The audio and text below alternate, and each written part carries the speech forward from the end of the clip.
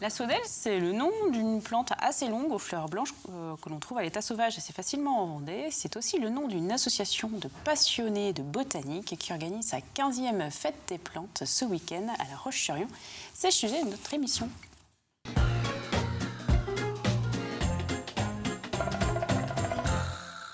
Bonjour Delphine. Bonjour. Donc on terminera l'émission avec vous. Sur quel sujet ? On va parler de la culture berbère, dans le cadre de la semaine berbère qui commence la semaine prochaine à La Roche-sur-Yon, et notamment d'une exposition d'un pâtre algérien. Slimane. Oui. Très bien, merci. Gilbert, bonjour. Bonjour.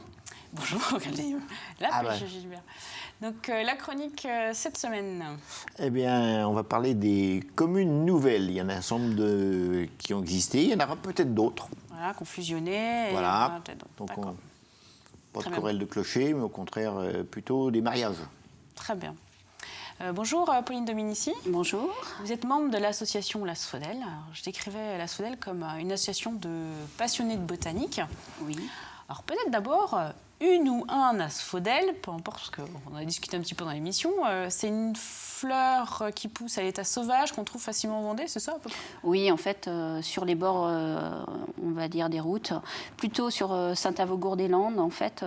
Donc c'est une plante qui se mange, en fait, de 1,50 m, avec une ample florale un peu blanche. Moi, j'en vois sur les fossés, même du côté de Chantonnay, tout ça. Voilà, voilà. Alors Saint-Avogour, parce que l'asphodèle est née de là-bas, mais c'est un végétal naturel et dont les racines se mangent comme un salsifis. Voilà. C'est les racines qui se mangent. Voilà. D'accord.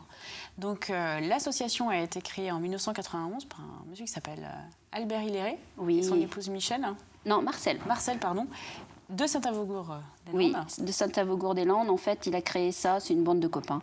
En 91, ils ont décidé, ils ont des jardins mutuels un peu partout en Vendée. Et ils avaient envie de se réunir par rapport à la nature et faire perdurer ça, échanger surtout les plantes, montrer... comment jardiner, comment aider les autres au niveau du jardin. Cette notion d'échange était vraiment très importante. Ah, pour eux, et oui. Il l'est toujours. Oui, oui, oui. L'association est toujours dans ça, au niveau naturel, évidemment. Alors, on ne l'a pas dit, combien d'adhérents à l'Asphodèle Alors là, actuellement, on est à 152 adhérents. Et ça va de 16 ans à 96 ans. Alors déjà, 16, on peut dire c'est étonnant. Qu'est-ce qu'un jeune adulte, un adolescent de 16 ans vient chercher dans une association ? Je peux vous en parler, c'est mon fils. il est tombé dedans étant petit, donc dès l'âge de 6 ans, en fait, il allait visiter les jardins avec nous. Et il voulait absolument venir, donc je ne l'ai pas forcé du tout. Et donc maintenant, il est parti dans la botanique, il est parti faire des écoles là-dedans. Donc comme quoi, l'Asphodèle a créé des choses, en fait, des passions pour d'autres personnes. Ouais. Est-ce qu'on y vient déjà en ayant des connaissances et on cherche justement à améliorer ses connaissances et cultiver, ou on peut venir en tant que novice pour le plaisir. Ouais, pour le plaisir. Il faut savoir qu'en fait, on a toutes personnes, des amateurs, des collectionneurs de plantes, des fous de plantes, des passionnés, des gens qui, c'est juste pour avoir l'ambiance, d'aller visiter des jardins. En fait, on a de toutes horizon, on va dire. Et quelqu'un qui voudrait commencer un peu à apprendre parce qu'il vient d'acheter une maison, il a un tout petit terrain ou il y a un balcon, ça peut être aussi ça, un apprentissage ? Alors, donc, nous, on a une personne, en fait, dans l'association qui, je ne sais pas depuis combien de temps elle est dans l'association, mais je sais qu'elle habitait à La Roche même, à La Roche-sur-Yon même, et elle avait un tout petit balcon, et maintenant, elle a un jardin et cette personne fait visiter, en fait. Et ce jardin-là, maintenant, est grandiose, et au niveau botanique, il nous cale surtout, quoi. Donc, en fait, on peut aller du... Quelqu'un qui a vraiment progressé. Oui. Alors, quand on est adhérent à l'Asphodèle, comment ça se passe ? Il y a des ateliers toutes les semaines, c'est des conférences, c'est des visites de jardin Alors, on débute début de l'année, donc il ne fait pas trop beau, comme aujourd'hui. Donc, en fait, on a une conférence qui débute souvent sur la nature, sur les jardins, un conférencier qui vient en début février. Et après, on démarre par notre fête des plantes mi-avril. Là, ça a lieu le 16 avril. Et après, on va voir des jardins, de personnes autour, des particuliers, d'asphodéliens et des départements qui touchent... Sur quel rythme ces visites de jardin? C'est tous les mois ou... Oui, ça peut être tous les mois, ça peut être 3 fois par mois, ça peut être tous les dimanches, ça peut être environ 15 à 16 fois dans l'année. Donc souvent c'est un peu mai-juin quand les jardins sont plus beaux qu'on va voir en fait. Mais il y a assez de jardins pour faire... Enfin, de jardins intéressants, parce qu'il ne suffit pas de... Ah, il faut savoir que nous, on a une sacrée liste de personnes, et une sacrée liste de jardins, et on évolue tous les ans. Tout un réseau au niveau national, au niveau de tout ça. Et puis après, il faut savoir qu'on fait quand même un voyage de 2 jours. On part en car. Cette année, c'est Dax et Bordeaux. Donc là, on va voir des jardins de particuliers. On est dans le car environ une 50aine de personnes. Et on part 2 jours pour aller voir 6 à 7 jardins en 2 jours. Ah ouais, d'accord. Donc c'est Dardes. Ok. Alors vous défendez aussi un aspect, un certain versant du jardinage ou de la botanique, au plus près de la nature, hein, c'est ça? Oui, voilà. On aime, on explique toutes les choses simples. Il faut savoir qu'on est né dans la nature, donc la nature nous apporte beaucoup. Et en fait, l'environnement, pour nous, est le plus important pour l'association, quoi. Mmh. Alors, donc on a dit des visites de jardin 1 fois par mois, 2 fois par mois, enfin voilà. Ouais. Donc des animations quand même très régulières dans l'année. L'association, son siège est à La Roche-sur-Yon, mais voilà, moi j'habite le sud Vendée ou le nord Vendée. C'est pas un problème? C'est pas un problème parce qu'on se déplace en fait, on se déplace dans toute la Vendée, on se déplace, on fait beaucoup de covoiturage. Et si vous n'avez pas envie d'aller au jardin à l'autre bout de la Vendée, parce que ce dimanche-là, vous irez au prochain que vous avez envie de venir, voilà. C'est situé plus près. Voilà. Et tout type de jardin, vous n'avez pas je dirais, défini un modèle? Pas du tout. Alors, ça peut être au niveau des arbres arboricoles, hein, ça peut être au niveau du potager, ça peut être au niveau de l'ornemental, naturel aussi, aller dans la nature, voir en fait la faune, la flore. Ça peut être en fait... Finalement, c'est commenté. Voilà, c'est pas... On essaye. On essaye le plus possible que ça soit commenté parce qu'il faut que ça soit aussi enrichissant pour tout le monde. Et ça nous apporte beaucoup d'être commenté. En fait, beaucoup d'échanges. Oui, c'est le principe. Il y a des spécialistes un petit peu des gens compétents qui ont un savoir dans la Vendée. Plus qu'on croit. Oui. Plus qu'on croit, que ce soit la Vendée, la Loire-Atlantique, Deux-Sèvres, Charente-Maritime, sont les départements en fait limitrophes où on va. Et il faut savoir qu'il y a une richesse énorme. Moi, ça fait plus de 10 ans que je suis dans l'association et je vois, ça m'a apporté énormément, ainsi qu'à mon fils. Et on continue à apprendre. Chaque jardin peut apporter une information. Ah, moi, j'en apprends tous les jours. J'en apprends tous les jours. Il y a aujourd'hui une diversité extraordinaire. Et qu'est-ce que vous en pensez justement de ça, et y compris, je dirais, l'apport de plantes qui viennent d'ailleurs, quoi? Alors nous, on aime les plantes un peu indigènes. On aime les plantes en fait où la source, comment ça a été créé. Donc on appelle ça la plante botanique. Le problème, c'est que actuellement, on fait des variétés de cette plante-là. On va diversifier. Nous, on recherche des fois la vraie variété. Donc dans nos jardins, souvent, on a la variété type botanique, mais c'est ce qui nous... Il y en a beaucoup des souches que les gens n'ont plus, quoi. Donc nous, notre but, c'est ça, de garder les souches, quoi. Garder l'origine en fait de la plante. Rôle de préservation. Voilà. On va y revenir parce que c'est un des axes aussi de votre fête des plantes. Oui. On va redonner la parole à Gilbert pour nous parler de mariage.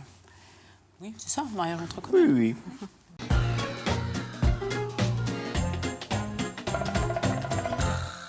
Commune nouvelle. Commune nouvelle, on en a beaucoup parlé, c'était une petite révolution depuis, je dirais, une petite année.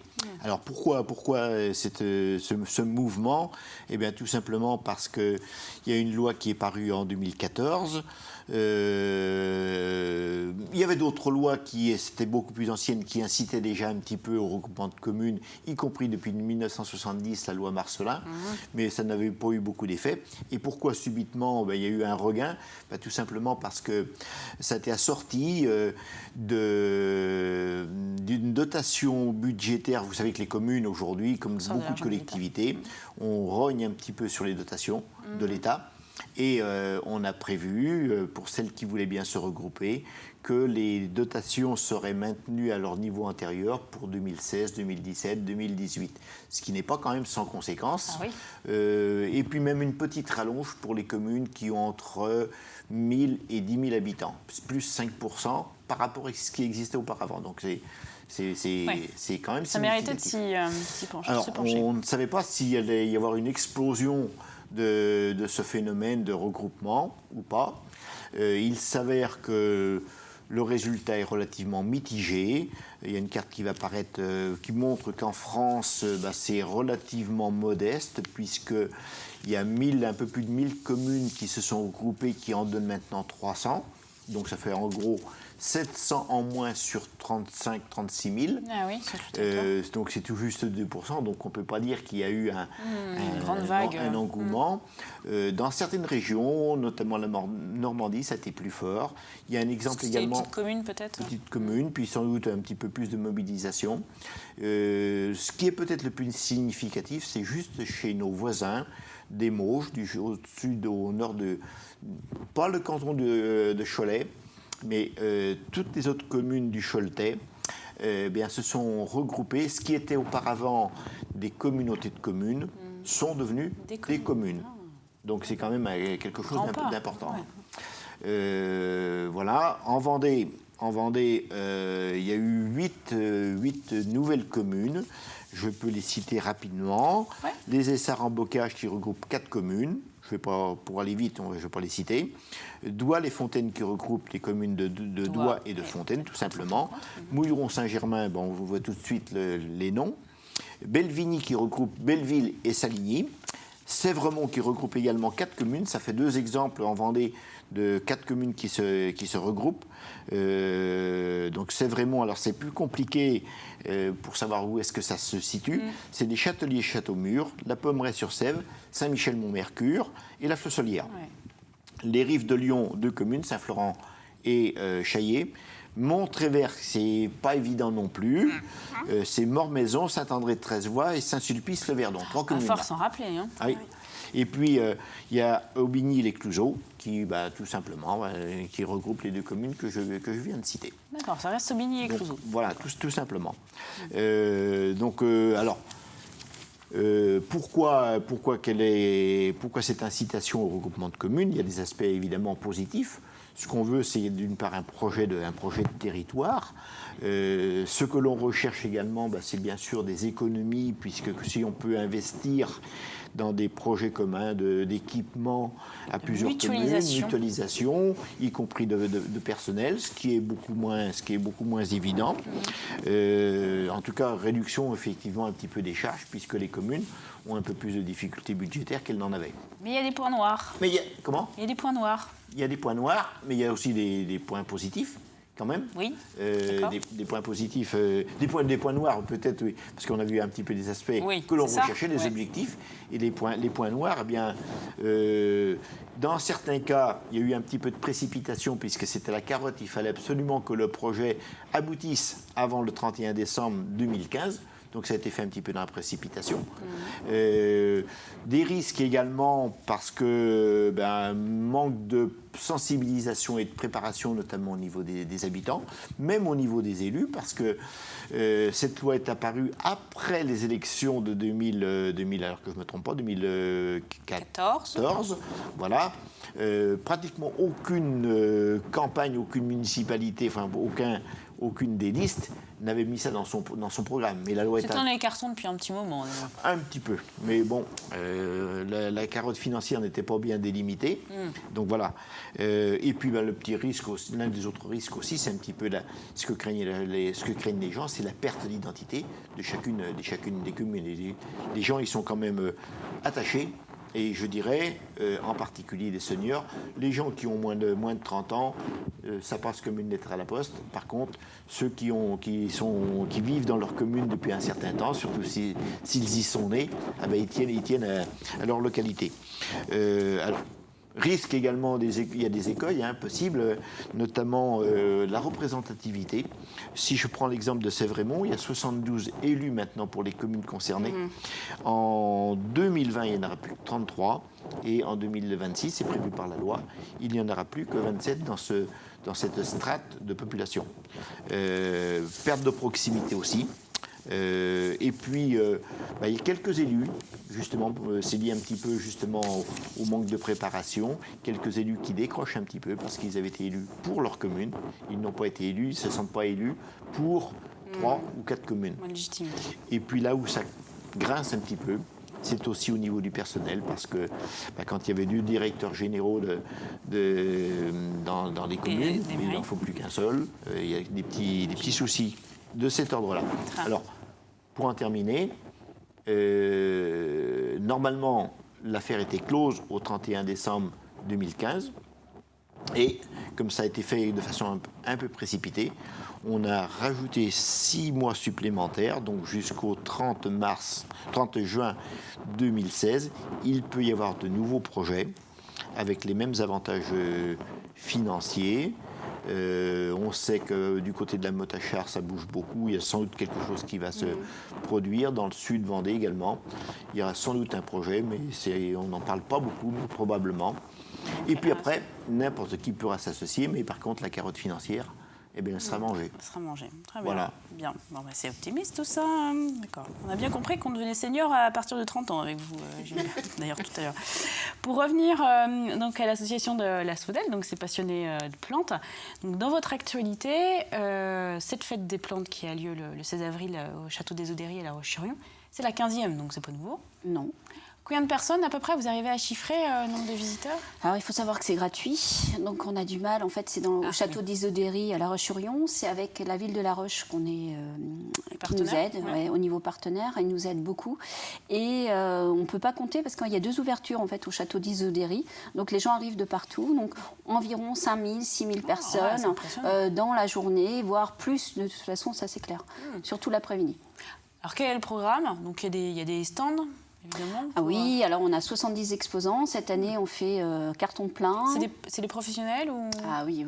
Beaucoup en fait, c'est des producteurs, des pépiniéristes, des artisans. C'est donc vraiment des gens de leur terroir qui sortent quelque chose, quoi. Oui, parce que vous m'aviez expliqué que c'est important pour vous que ces professionnels aussi soient en phase avec les valeurs que défendent la Sodel. La Sodel, en fait, il faut rester dans le côté nature, le côté producteur, le côté... Bon, il faut savoir qu'ils viennent d'un peu partout, mais ils sont producteurs, en fait, de leur région. Ils sont producteurs, en fait, des plantes qu'ils présentent. Voilà, ça peut être des plantes, ça peut être l'artisanat, ça peut être des colliers, ça peut être des choses, en fait, liées à la nature, par contre. Il y a ou il n'y a pas un volet échange possible de plantes? Ah si, bien sûr. Par contre, on se met derrière, en fait, le château des Odéries. Ouais. Donc, c'est le matin, ça. Ah, c'est le matin. Dès 9h30, 10h, on est prêt. Et les gens arrivent avec des caissettes de plantes. Et on se met sur des tables. Et on échange avec les personnes. Moi, je peux arriver avec... alors, je suis pas très douée. Donc, géranium, ou voilà. Et puis, je peux le proposer en échange à Gilbert contre... Un plant de cerisier. Un plant de cerisier, d'accord. Il n'y a pas de souci. Vous pêchez. D'accord, Il n'y a pas de souci. En fait, on a des gens... Alors, nous, on joue le jeu aussi. Des fois, on emmène des plantes pour des gens qui n'ont pas de plantes, forcément. On leur donne. Et puis, ils commencent à échanger, en fait, à des plantes qu'ils ont envie. Ça peut être une menthe, ça peut être un arbre, ça peut être une bourrache, ça peut être... voilà. Donc c'est de l'échange simple, il n'y a pas de rapport financier. Non, il y a un rapport humain par contre, très important. Ouais, parce que quand je donne ma plante, j'imagine que Gilbert va m'expliquer, lui, son plan. Voilà, il va expliquer en fait, on va sortir de notre jardin quelque chose qu'on a élevé pendant pas mal de temps et qu'on va donner à d'autres personnes, quoi. Delphine, avec une main verte, hein, ça Oui, c'est bien connu, c'est bien connu, la main verte. Mais vous m'avez presque donné envie d'y aller, donc c'est vraiment bravo. C'est tout simple, mais c'est l'amour de la nature, tout simplement. Alors sinon, Delphine, il y a un atelier pour enfants. Ah, d'accord, très bien. Oui, alors non, il faut savoir qu'à 9h, on a la LPO qui la Ligue de protection des oiseaux. Oui, la Ligue protection des oiseaux qui vient pour les passereaux, en fait, parce qu'il faut savoir qu'on est dans le château et il y a un parc. Donc là, les enfants dès 9h peuvent aller avec un guide et Et après, donc l'après-midi, dès 14h, c'est moi qui organise en fait au niveau des enfants. Donc on va faire cette année sur les semis. Donc beaucoup, c'est de la récupération en fait, les semis, la récupération de nos jardins. Et donc on va faire des pots en forme avec du papier journal. Donc en fait, c'est toujours récupération en fait dans nos ateliers, quoi. Il n'y a rien d'acheté. Rien à jeter, d'accord. Ouais, voilà. Donc la fête des plantes, elle dure toute la journée, hein, jusqu'à 18h. Oui, alors ça commence de 10h à 18h. D'accord. Alors on n'a pas parlé du coût de l'adhésion à l'Asphodèle. Je veux adhérer, c'est un tarif annuel ou on paie pour chaque sortie, comment ça se... Pas du tout, non. En fait, les sorties sont souvent en fait libres, gratuites en partie, sauf on va dire les jardins payants. Donc là, on est obligé en fait, mais notre adhésion va permettre de payer en fait ces jardins payants. Donc c'est 19 € tout simplement. 19 € pour l'année. Pour l'année, 19 € simplement et 28 pour les couples. Souvent, on a des couples. Ah, voilà. Ouais. Ok. Monsieur et madame se retrouvent au jardin. Voilà. Ouais, C'est super. quelque chose qui est typiquement vendéen. C'est pas un réseau avec des... L'Asphodèle, c'est vendéen. Voilà, c'est vendéen. Après, on a beaucoup des gens de Loire-Atlantique, de Deux-Sèvres, ça peut être de Charente-Maritime. Donc, on avait un ancien président de l'association qui était de Saint-Jean-d'Angély. Donc, il faut savoir que l'association, en fait, bouge. Et puis, on a aussi un catalogue, en fait, un petit bulletin, en fait, qu'on a 3 fois par mois. Donc, pour les gens qui peuvent malheureusement pas se déplacer... 3 fois par an. Oui, voilà. 3 fois par an. C'est pas un petit bulletin, c'est un travail de pro, là, déjà. Qui permet aux gens qui ne peuvent pas se déplacer, soit parce que leur mobilité est compliquée ou qui n'ont pas pu assister à toutes les visites. Voilà. On a un condensé un peu de ces visites. Voilà, ça permet en fait, ça nous permet de savoir ce qu'on a fait l'année d'avant, en fait. C'est vraiment chouette. Bon, puis si vous avez convaincu Delphine Blanchard d'y aller avec ma maman, c'est que vraiment, vous avez réussi. Elle va garder la parole, Delphine, pour terminer cette émission.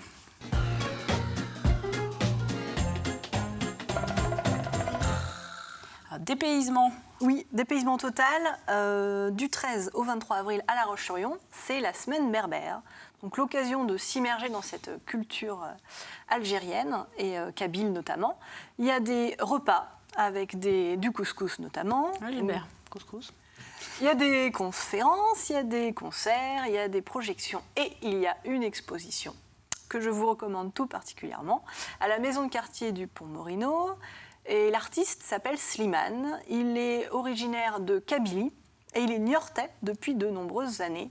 Il a rencontré l'amour à Niort, ce qui fait qu'il s'est installé. L'amour à Niort. L'amour à Niort, c'est tout un poème. Il a posé ses valises, lui, en 1990 en France. Alors, c'est un exil volontaire. Il a fait les Beaux-Arts à Alger. Et puis, son rêve, c'était d'aller à Paris, parce que pour lui, c'était le carrefour de l'art. Il savait qu'il voulait vivre de son métier d'artiste. Il est arrivé avec tous ses espoirs et puis tout son talent en 1990. Donc, ça... on va dire vite marché pour lui. En tout cas, il a séduit des galeries parisiennes. Mais malgré tout, il a quand même galéré pendant quelques temps. Et cet exil a duré 12 ans. C'est-à-dire qu'il a quitté sa famille en 1990. Il a retrouvé sa maman et son papa que 12 ans plus tard. Parce qu'il n'a pas pu se payer un billet pour aller en Algérie. Donc, comme il dit, c'était un choix que j'ai fait en conscience, mais qui n'a pas été facile.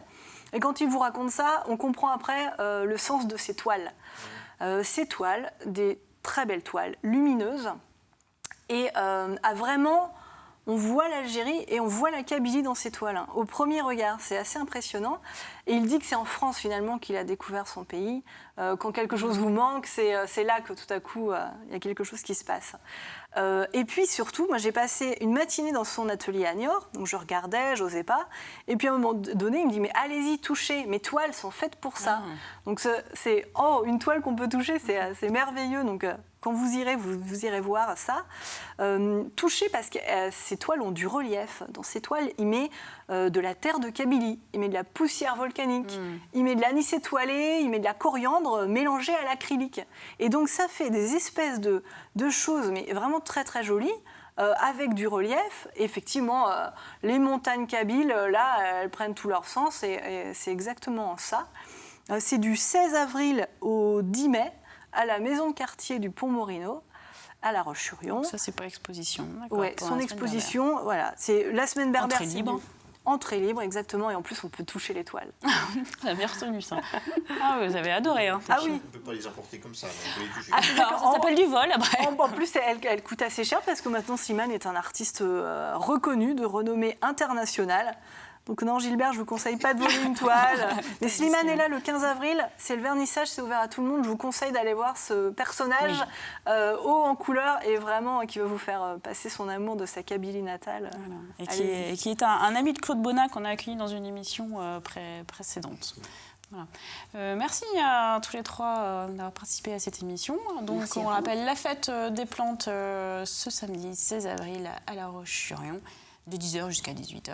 De 10h à 18h, ouais. Voilà. On vous attend tous. On peut venir les mains vides ou avec une plante à échanger. Et puis on termine aussi avec la une du magazine Racine, avec un personnage qui s'appelle Odile Bayeul, qui habite près de Saint-Hermine et qui est une créatrice de tissus assez étonnante.